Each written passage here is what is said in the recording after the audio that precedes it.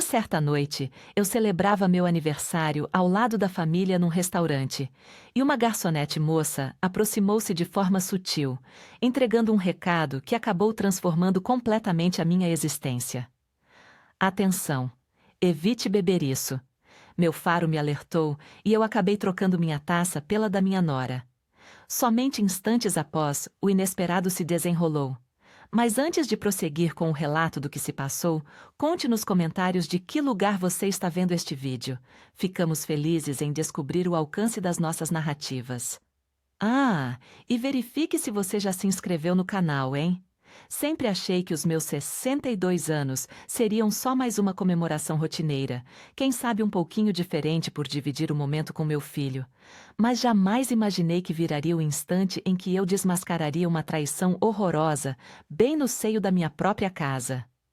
Eu sou Glória, e naquela sexta-feira noturna, meu filho Marcos me convidou para o meu restaurante italiano predileto em Curitiba. Um cantinho acolhedor, iluminado por lâmpadas tênues que espalhavam um brilho amarelado sobre as mesas antigas de madeira. O cheiro de alho misturado a manjericão pairava no ambiente, evocando lembranças de dias mais tranquilos. Lana, minha nora, ocupava o assento em frente ao meu, exibindo aquele sorriso que, para mim, sempre soou um tanto artificial. O local fervilhava de atividade, repleto de famílias e pares de namorados festejando o fim da semana. Marcos havia chamado uma garrafa do vinho tinto que eu adorava. Ele encheu os copos enquanto me fitava com afeto. Mãe, você está brilhando esta noite. Por um segundo fugaz, eu me senti genuinamente contente e valorizada. Escolhemos os pratos de sempre. Eu fui no frango à parmegiana, como de costume. Marcos optou pelo espaguete à bolonhesa, e Lana selecionou uma salada Caesar, justificando com a dieta que seguia. No decorrer da refeição, percebi um ar esquisito na atitude dela. Os dedos dela batucavam ansiosos na superfície da mesa, e ela checava o celular a todo instante. Toda vez que Marcos virava para trocar ideia comigo, ela nos encarava com um olhar que eu não lograva interpretar. Quando veio o momento do brinde, Marcos se ergueu com o copo na mão. A minha mãe, a mulher mais resiliente que eu já vi. Aquelas palavras aqueceram minha alma. Lana também levantou a taça, mas reparei que as mãos dela vibravam de leve. Ah, Glória! Ela articulou com um tom áspero, por ser uma sogra tão única. A hesitação antes de única me perturbou, mas resolvi deixar passar. Foi bem aí, quando eu me preparava para encostar o copo na boca, que notei uma figura se aproximando da nossa mesa, de modo discreto. Tratava-se de uma garçonete jovem, com madeixas castanhas amarradas. Ela se curvou fingindo arrumar algo, e num gesto quase invisível, posicionou um papelzinho dobrado perto do meu prato. Antes de se retirar velozmente, ela me lançou um olhar penetrante, quase suplicante. Meu pulso disparou na hora. Com as mãos instáveis, abri o bilhete debaixo da mesa, ocultando-o dos olhares. As letras eram nítidas e apressadas. Não beba isso. Sua vida corre risco. Acredite em mim. Tudo em volta pareceu parar.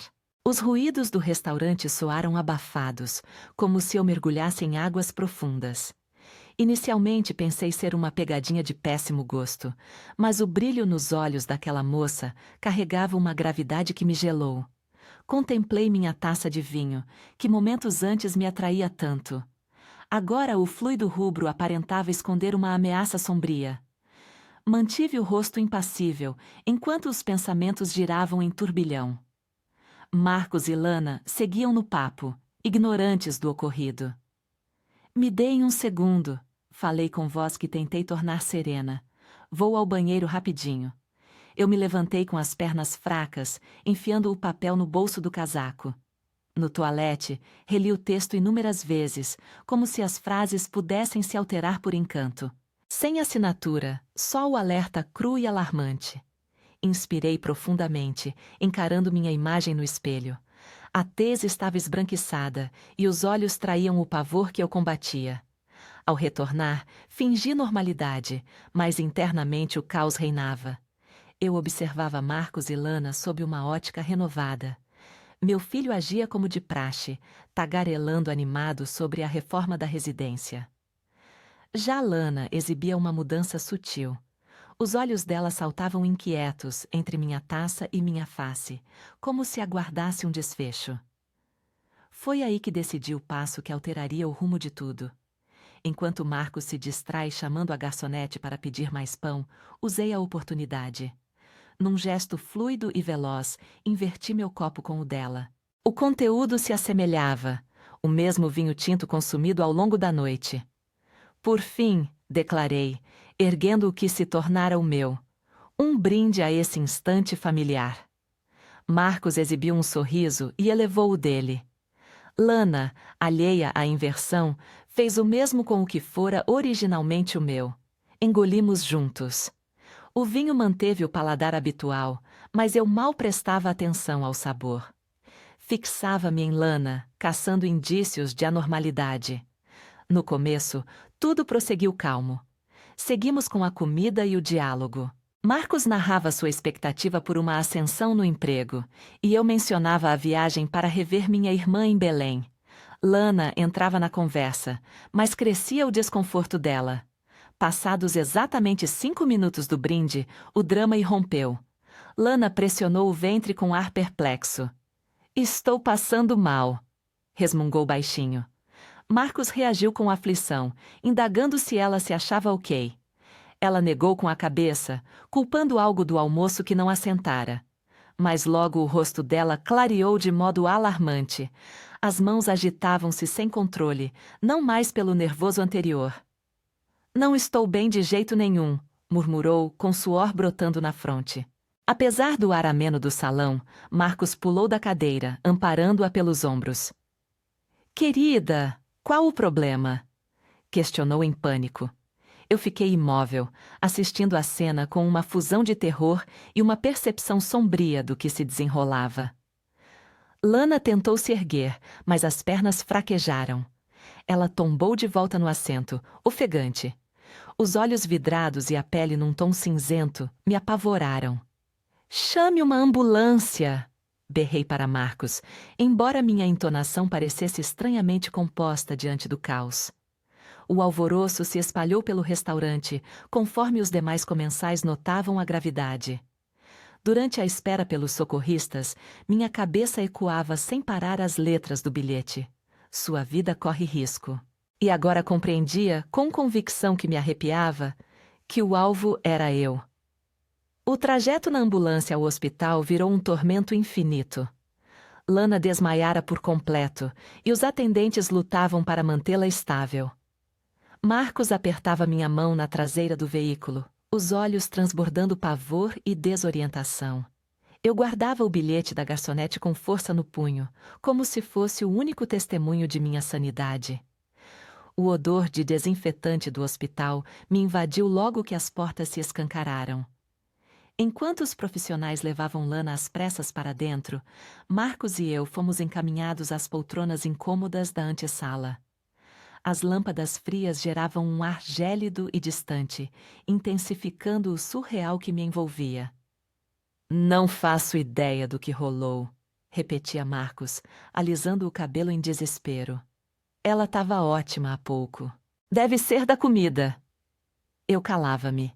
Não dava para revelar o bilhete ainda, não sem certeza absoluta. Mas no fundo eu percebia que aquilo ia além de uma simples virose. As frases da garçonete ressoavam como sirene ininterrupta.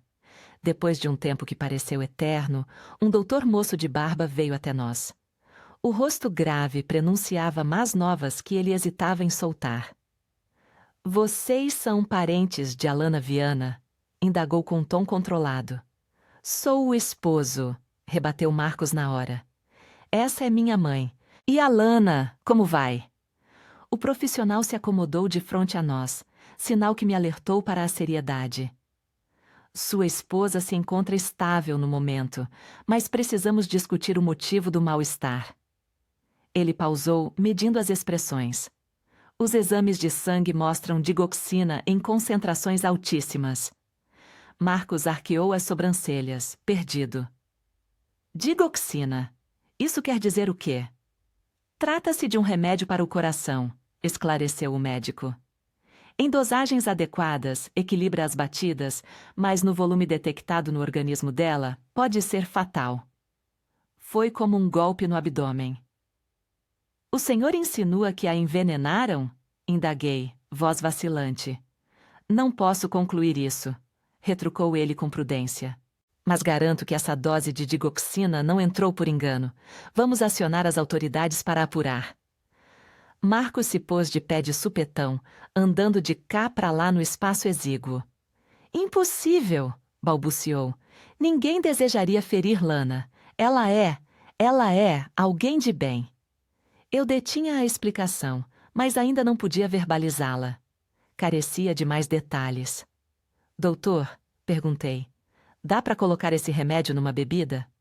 Sem dúvida, confirmou ele. A digoxina dissolve em fluidos, e aqui identificamos álcool no sangue dela, o que agrava a toxicidade. Essa era a prova que buscava. Com dedos trêmulos, tirei o papel do bolso e o exibi a Marcos. Os olhos de Marcos se dilataram ao absorver aquelas linhas. Mãe, de onde veio isso? Indagou ele, a voz reduzida a um murmúrio. Eu relatei cada detalhe. A camareira, o bilhete, a escolha de inverter os copos. A cada frase, o rosto dele perdia mais vitalidade. Ao concluir, ele desabou na poltrona, como se toda a energia o abandonasse. Isso não pode ser verdade, murmurou. Você quer dizer que tentaram te intoxicar? É isso mesmo, afirmei com tom resoluto, apesar do tremor interno. O doutor, que acompanhara o diálogo, intercedeu com semblante sombrio. Vou acionar a polícia agora e vamos coletar amostras de sangue de ambos para confirmar que nada tóxico foi absorvido. Após a saída do médico, um silêncio opressivo nos envolveu. Eu percebia os pensamentos de Marcos fervilhando, digerindo os fatos, rejeitando as implicações dolorosas. Preciso fazer uma pergunta, disse ele em voz baixa. Reflita bem antes de responder. Seus olhos transbordavam angústia e desordem. Você observou algo incomum no jeito da Lana nos últimos tempos? Alguma mudança no lar? Ele hesitou antes de prosseguir. Quando respondeu, foi num sussurro quase inaudível. Há uns meses ela passou a se inquietar excessivamente com a sua condição física. Pausou, relutante em avançar. Que preocupações eram essas? Pressionei. Ela comentava que te via desorientada por vezes, que você perdia itens da memória, sugerindo que talvez precisássemos avaliar cuidados alternativos para você. As palavras escapavam dele como se machucassem ao serem ditas. Um calafrio me invadiu. Cuidados alternativos. Um lar de idosos. Marcos murmurou, evitando meu olhar. Ela mencionou ter consultado opções excelentes, que seria ideal para você contar com apoio especializado. Eu não sofro de lapsos de memória. Retruquei com voz instável. Não estou desnorteada. Estou ótima. Eu sei, sussurrou ele. Meu Deus, eu sei, mas ela era tão persuasiva, apresentava reportagens sobre Alzheimer juvenil, descrevia indícios de risco e eu preferia crer que era só zelo pela sua saúde. E o que mais? Perguntei, embora temesse a réplica. Marcos ocultou o rosto entre as palmas. No mês anterior, ela propôs que você me concedesse procuração sobre as suas finanças. Alegou ser mera cautela, se algo te ocorresse. A voz dele fraquejou. Eu quase aceitei. Achei que era o gesto sensato. Uma sensação de enjoo me assaltou. O mosaico se completava, e era mais aterrorizante do que eu supunha. A Lana não só arquitetara minha eliminação, como pavimentara o caminho para que ela soasse natural, até previsível. Há mais? Insisti, quase sem fôlego. 3 semanas atrás, avistei potes de comprimidos na bolsa dela. Ao questionar, ela afirmou serem suplementos para si, mas agora reflito. Nunca a vi consumindo-os. Foi então que uma auxiliar se aproximou. Senhora Viana, sou eu, repliquei por instinto. A polícia chegou e deseja conversar com vocês. O médico também tem novidades das exames extras. Acompanhamos a auxiliar a um quarto reservado, onde 2 investigadores e o familiar doutor nos aguardavam. Seu rosto exibia gravidade acentuada. Realizamos testes aprofundados, iniciou ele, e detectamos algo alarmante. A senhora Viana não só apresenta digoxina no organismo, mas vestígios de fármacos cardíacos adicionais. Indica ingestão crônica em doses mínimas. Meu universo balançou. O senhor sugere que me intoxicavam aos poucos? Essa é a hipótese que melhor explica os resultados laboratoriais, ratificou o médico. Uma das agentes, uma senhora na faixa dos 50 com fios prateados, aproximou-se. Senhora Viana, a senhora consumiu remédios lately? Percebeu sintomas recorrentes?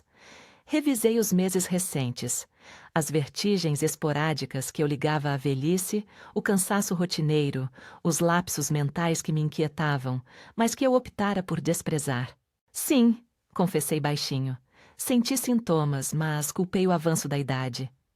Marcos apertou minha mão. Mãe, por que não me contou? Para não te alarmar, admiti com franqueza. E por que a Alana me garantia que era comum na minha fase da vida? As palavras ecoaram como denúncia. Ali compreendi a pavorosa realidade. Minha nora tramava minha extinção de forma meticulosa e paulatina, enquanto persuadia meu filho de que eu declinava mentalmente. O vilão não era externo. Habitava o núcleo da minha própria casa. Os dias subsequentes transcorreram como um tormento dilatado. Alana prosseguia na unidade de terapia intensiva, estável, porém inconsciente. Marcos colava-se a mim, como se receasse me abandonar ao risco. O remorso o devorava a olhos vistos, marcado em cada linha fresca, no semblante exausto. A investigadora Saramagos me procurou em 3 ocasiões nos 4 dias vindouros. Tratava-se de uma profissional minuciosa, com olhares afiados que desmascaravam falsidades. Cada diálogo desenterrava fragmentos extras do enigma macabro que fora minha rotina recente. Senhora Viana, afirmou ela na derradeira visita. Examinamos o prontuário da sua nora. O achado é inquietante. Estávamos na minha sala de recepção, o espaço onde Alana tantas vezes me auxiliara em supostas crises de desvario. Agora, cada recanto ali parecia envenenado por suas fraudes. Alana atuou como auxiliar de saúde por 5 anos antes de unir-se ao seu filho, prosseguiu a agente. Ela manuseava fármacos e dominava os impactos de variadas drogas. Marcos, ao meu flanco, aparentava esgotamento crescente. Mas por qual motivo ela feriria minha mãe? Jamais notei atrito entre elas. A detetive me lançou um olhar cúmplice antes de replicar. Senhor Viana, consultamos os extratos patrimoniais da sua mãe. O senhor sabe ser o herdeiro exclusivo no testamento dela? Evidentemente, respondeu Marcos. É minha mãe, mas isso não implica em nada. Jamais ansiaria por mal a ela por ganho. Não, mas a sua esposa conhecia a herança, observou a detetive com delicadeza, e pelas apurações ela o instigava a que sua mãe alterasse papéis jurídicos. Recordava as trocas supostamente casuais, em que Alana recomendava organizar meus bens com sabedoria, como se prontificava a me escoltar em consultas, sempre com aquela máscara de aflição e entonação fingida de empatia. Tem mais? Indagou ela. Achamos e-mails no laptop de Alana. Ela investigava lares para idosos com Alzheimer, instituições onerosas onde visitas familiares são raras. Meu ventre se contorceu. Ela pretendia me confinar? Ao que parece, sim, e não só. Há pesquisas sobre como precipitar o agravamento mental em anciãos e formas de simular óbito natural em casos cardíacos. Marcos ergueu-se de supetão, dirigindo-se à vidraça. Os ombros convulsionavam. Meu Deus! Balbuciou. Que espécie de demônio é ela? Mas eu ansiava por mais esclarecimentos. Ultimamente, rememorava episódios outrora triviais, que agora assumiam contornos malignos. Detetive Matos, declarei. Creio que devo relatar outros fatos. Na hora seguinte narrei tudo. Como Alana intensificara as visitas meses atrás, sempre com infusões ou quitutes exclusivos. Como, após elas, eu me via exausta e atordoada de modo peculiar. Como ela iniciara a minar minha credibilidade perante Marcos, com frases como: Glória, você não recorda que me narrou isso ontem? Ou, ora, minha querida, você indagou isso 5 minutos atrás. E eu passei a questionar-me. Acreditava que talvez eu de fato perdesse o juízo, esclareci. Marcos girou da janela, o rosto crispado de pavor. E eu dava crédito a ela, murmurou. Sempre que ela relatava um surto seu em casa, eu engolia. Julgava que ela agisse como consorte, dedicada ao seu bem-estar. A detetive Matos anotava com precisão. Lembra de algum caso concreto? Sim, afirmei, com a fúria suplantando o terror. 2 meses passados, Alana veio para o almoço. Trouxe uma canja preparada, alegando excesso e aversão ao desperdício. Após ingerir, adoeci tanto que tive de repousar. À noite, ao chegar, Marcos, ela lhe contou que me achara transtornada, sem lembrança do repasse. E o que você recordava? Tudo do almoço, mas o mal-estar e a confusão me impediam de rebater. No dia após, Marcos me consultou o profissional, mas eu já melhorara. O facultativo atribuiu a um mal intestinal. Marcos afundou na poltrona, escondendo o rosto. Ela te envenenava devagar, resmungou. E eu a auxiliei a te persuadir de que enlouquecia. Não te culpo, declarei, apesar do turbilhão de mágoa e perdão interno. Ela manipula com maestria, enganou-me da mesma forma. A detetive selou o bloco. Senhora Viana, há um fato crucial. A camareira do bilhete, Juliana Santos, cursa enfermagem. A avó dela faleceu há 2 anos em contexto similar ao seu.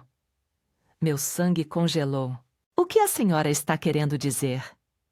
A avó de Juliana começou a exibir sintomas de desorientação e perda de memória. A família acreditava que se tratava de um envelhecimento senil comum. Ela acabou sendo colocada em uma casa de repouso, onde morreu 6 meses mais tarde por causa de uma falha no coração. No entanto, Juliana sempre achou que havia algo de estranho nisso. E como isso se relaciona comigo? A cuidadora responsável pela avó de Juliana, que persuadiu a família a optar por cuidados em instituição, chamava-se Alana Viana. Naquele período, ela ainda assinava como Alana Lima, seu nome de solteira. O quietude que veio em seguida foi de um silêncio opressivo. Marcos ergueu o rosto devagar, os olhos transbordando de uma percepção aterrorizada. Está afirmando que a minha esposa já havia feito algo assim antes? É precisamente isso que estamos apurando, afirmou a detetive. Juliana identificou Lana no bistrô. Há semanas, ela a observava de longe, com discrição, para verificar se suas intuições faziam sentido. Ao notar um padrão que lembrava o que havia vivido, resolveu intervir. Refleti sobre aquela moça garçonete que salvara a minha existência. Uma desconhecida que se importara mais com o meu estado do que a própria nora. Onde se encontra Juliana agora? Indaguei. Gostaria de expressar minha gratidão. Ela está prestando toda a colaboração à nossa apuração, e creio que também deseja conversar com a senhora. Marcos finalmente se manifestou, a voz abalada pela comoção. Mãe, me perdoe. Desculpe por não ter confiado em você. Desculpe por permitir que ela fizesse isso com você. Aproximei-me e tomei suas mãos nas minhas. Estavam geladas e agitadas. Marcos, preste atenção.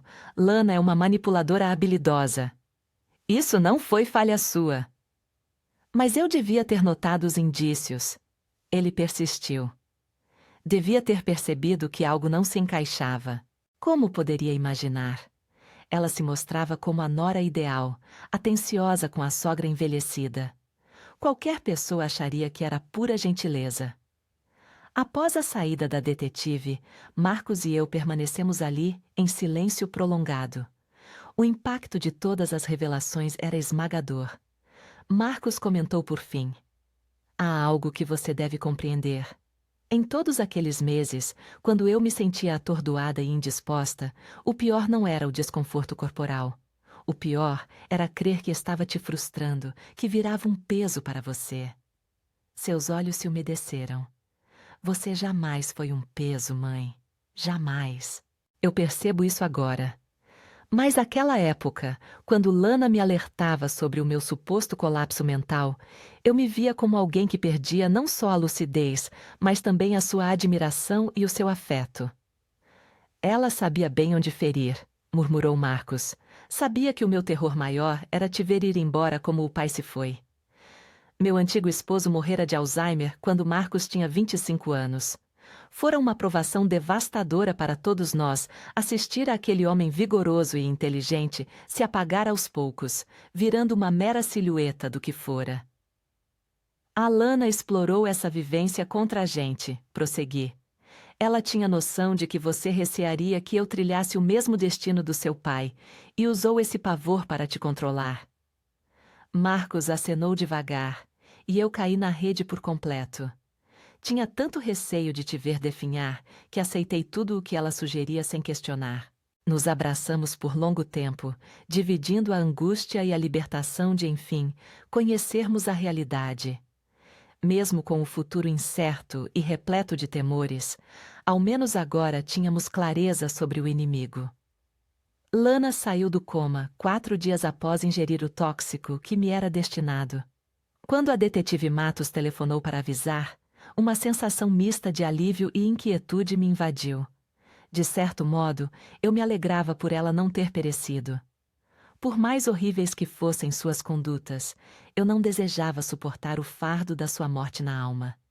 Por outro, compreendia que sua recuperação implicava um encontro direto. Como ela se encontra? Perguntei ao fone, a voz revelando o meu nervosismo. No aspecto físico, está evoluindo favoravelmente, retrucou a detetive, porém no mental é bem instável. Ela inquiria pelo esposo o tempo todo, e ao saber que a senhora estava sã e salva, explodiu em reação. Que espécie de reação? Uma recusa total. Ela jura que se deu algum equívoco, que jamais feriria alguém. Fez uma pausa e prosseguiu. O que mais alarma é que ela perguntou particularmente pela senhora. Deseja confrontá-la? Meu ventre se contorceu ante a ideia. Eu preciso encará-la. Não é uma obrigação, mas pode auxiliar na investigação. Muitas vezes, ao serem defrontados pelas próprias vítimas, os acusados soltam detalhes cruciais. Entendo se preferir evitar. Ponderei um instante. Uma fração de mim ansiava se ocultar, ignorar que Lana existia e permitir que a lei prosseguisse sem o meu envolvimento pessoal. Mas outra porção, mais resoluta e valente, almejava fitá-la nos olhos e provar que não me destruíra. Vou sim, declarei por fim, mas exijo que Marcos acompanhe. Sem dúvida, a tarde de amanhã seria viável para ambos. Naquela noite, Marcos e eu nos acomodamos na cozinha, tomando chá e nos fortificando para o embate que viria. Desde a descoberta da verdade, ele se tornara extremamente guardião comigo, como se receasse que Lana ainda pudesse me atingir dali, do leito hospitalar. Mãe, falou com suavidade. Não é preciso passar por isso. Deixemos a polícia e os juristas lidarem com o resto. Não, preciso replicar com convicção maior que a sentida. Preciso encará-la. Preciso desvendar como fui tão ingênua por tanto tempo. Você não era ingênua, Marcos rebateu. Ela é uma manipuladora astuta, talvez. Porém, admito que uma parte de mim ignorava os alertas, porque ansiava crer que, enfim, contava com uma nora que me valorizava. No dia seguinte, ao adentrar o hospital, era como se eu marchasse rumo ao meu próprio fim. A detetive Matos nos guiou por passagens que exalavam antisséptico e remédios até o quarto onde Lana era monitorada. Um guarda ficava à entrada, o que me infundiu um pouquinho de tranquilidade. Ao abrir a porta e avistar Lana pela primeira vez desde aquela noite no bistrô, toda a minha preparação pareceu evaporar.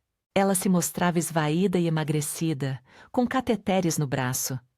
Contudo, esses olhos conservavam a mesma frieza estratégica de sempre. Ao me notar, sua face se alterou num instante para uma fragilidade simulada. Glória!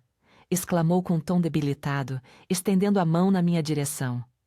Graças aos céus, você está inteira. Fiquei tão aflita. Fiquei imóvel perto da porta, negando-me a avançar até a cama. Marcos se interpôs entre nós, a modo protetor. Alana, declarou com tom resoluto, sabemos o que você tramou. Sua cara de perplexidade aparentava ser autêntica, mas eu já aprendera o quanto ela dominava a encenação. Do que se trata? Eu é que adoeci? Alguém tentou nos intoxicar? Não rebati. Alguém planejou me intoxicar e essa era você. Pela primeira vez, captei um brilho mais obscuro em seu olhar, mas ela o encobriu depressa com prantos que pareciam verossímeis. Glória, não compreendo por que me imputa algo tão grave. Eu te estimo como a uma mãe. Jamais te magoaria. Como estimava a avó de Juliana Santos? Indaguei, espiando sua resposta com cuidado. A transformação em sua face foi imediata. As lágrimas evaporaram. A fragilidade sumiu, e por um segundo divisei a Alana real. Gélida, estratégica, irada. Não conheço ninguém com esse nome, rebateu, mas o tom perdera toda a doçura forçada.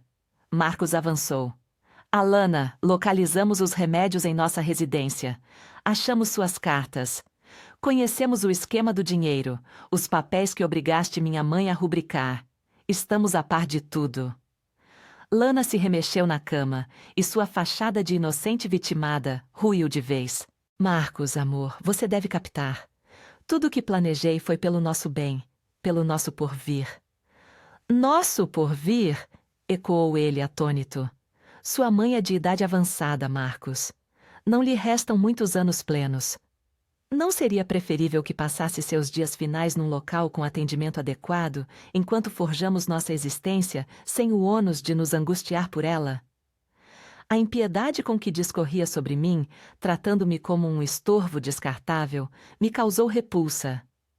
E o dinheiro? Questionou Marcos. Era tudo pelo vil metal? Lana suspirou, como se esclarecesse uma banalidade a um infante. O dinheiro conta muito, Marcos. Sua mãe não perdurará eternamente. E quando partir, por que não garantirmos nosso conforto? Ela não necessita de toda essa reserva num lar de idosos. Está se referindo a me eliminar? Intervim, a voz vacilante, mas decidida. Pela primeira vez, Lana me fuzilou com ódio puro.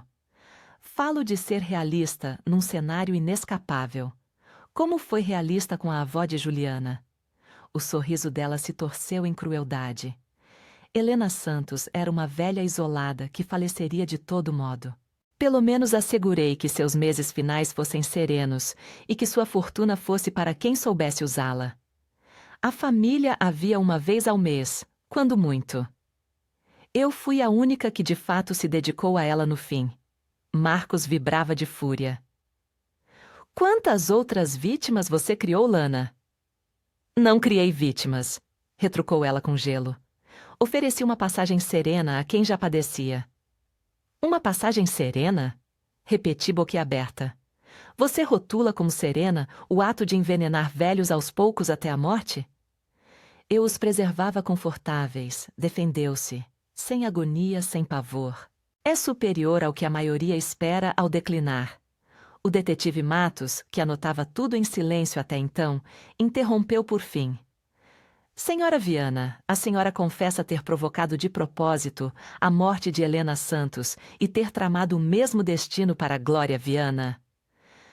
Alana só se deu conta do que deixara escapar quando já era tarde. Ela recuou desesperadamente. Não, eu não quis dizer isso. Estava só imaginando cenários hipotéticos. Os remédios me deixam atordoada. Porém, o estrago já consumara seu curso. Sua essência maligna emergira à vista de todos na sala, e ninguém ali poderia ignorar aquilo. Alana se aproximou da cama, mas eu mantive distância segura, longe de qualquer ameaça. Preciso que entenda algo crucial. Por longos meses você me levou a questionar minha própria lucidez. Me fez achar que eu era um fardo, que perdi aos poucos minha essência humana. Mas resisti e vou assegurar que você não consiga repetir isso com mais ninguém. Seus olhos faiscaram de fúria. Idiota velha! Ela sussurrou com veneno. Deveria estar me louvando. Eu pretendia conceder-lhe um fim honroso. Agora vai definhar aos poucos em algum abrigo precário, onde vira trapo esquecido. Marcos deu um passo à frente, furioso, mas segurei seu braço para contê-lo. Não compensa, murmurei com doçura. Ela perdeu o poder de nos ferir. Ao deixar o quarto, tive a impressão de ter encarado o espectro que me atormentava há meses. Foi paralisante, mas ao mesmo tempo um alívio imenso. O que acha agora? Indagou Marcos enquanto andávamos pelo corredor. Como se eu tivesse despertado de um sonho ruim que durou uma eternidade, repliquei, e como se pudesse enfim iniciar minha recuperação. 6 meses depois daquela noite fatídica no restaurante, desperto a cada amanhecer, com uma sensação que eu julgava extinta. A tranquilidade parece algo inusitado após tanto tempo mergulhada em pavor perpétuo, desconfiando do meu juízo, sentindo-me fragmentar dia após dia. Minha rotina das manhãs se transformou por completo. Não mais checo febrilmente se fechei a porta ou apaguei o gás, pois agora deposito fé na minha lembrança. Não duvido mais de cada escolha, interrogando se sinaliza um colapso cerebral. Compreendo que minha cabeça permanece nítida, sempre esteve, e que as névoas e lapsos resultavam de toxinas, não de enfermidade. O processo judicial contra Alana se estendeu por 3 semanas exaustivas. Prestei depoimento por 2 dias seguidos, narrando meus percalços a um júri que absorvia tudo com horror, mesclado à empatia. Juliana Santos também depôs, expondo com bravura o falecimento de sua avó e sua firme busca por retidão. Alana invocou uma alegação de distúrbio psicológico, sustentando que um problema de personalidade a impedia de gerir seus atos. Contudo, a acusação exibiu provas de anos de esquemas calculados, pesquisas online sobre tóxicos e técnicas letais, papéis forjados e fraudes financeiras intencionais. Ao anúncio do veredito, culpada em todos os itens, não brotou a euforia que imaginava, só um vazio peculiar. Uma pessoa que outrora chamei de parente cumpriria seus dias atrás das grades. E apesar de reconhecer a equidade, não escapei a um pesar pelo rumo que Lana poderia ter seguido. Após o tribunal, resolvi alterar aspectos fundamentais da minha existência. A mudança inicial foi a residência. Impossível prosseguir na morada onde Lana me intoxicara repetidamente. Cada recanto ecoava os horrores daqueles períodos e eu ansiava por um ambiente fresco para forjar um recomeço. Localizei uma cabana adorável às margens do lago em Florianópolis, com um quintal que me convida a horas cavando a terra. Há uma cura profunda em semear brotos e observá-los florescer, em gerar vitalidade após roçar a beira do abismo. Juliana Santos integrou-se vitalmente à minha rotina renovada. Encontramo-nos com frequência para um café e tecemos laços que transcendem os laços sombrios que nos aproximaram. Ela avança nos estudos de enfermagem e eu a auxilio com recursos para sua formação. É como tributo à lembrança de Helena, sua avó, e gratidão por ela ter resgatado minha existência. Senhora Viana, confidenciou ela em uma de nossas trocas recentes, há algo que desejo compartilhar. Fale, minha querida. Estou considerando me aprofundar em geriatria.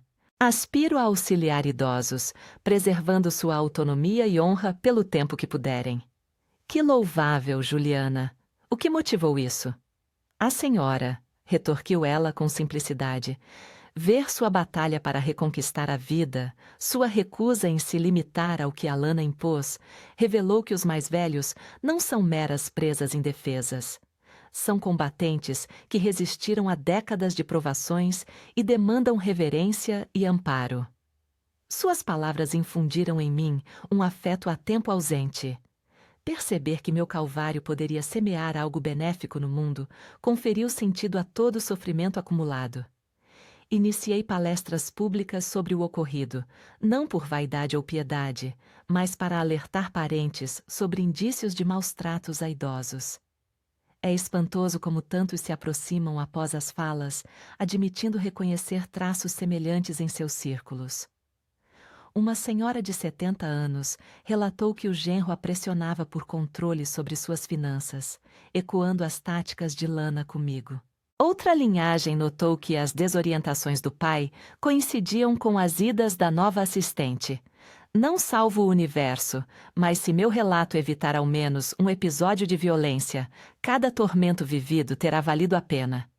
Marcos e eu nos dedicamos à terapia em família. E devagar erguemos uma ligação mais sólida e autêntica. O remorso por ter me duvidado, por se deixar ludibriar por Lana, o corroía nas semanas pós-julgamento. Mãe, desabafou ele em uma sessão.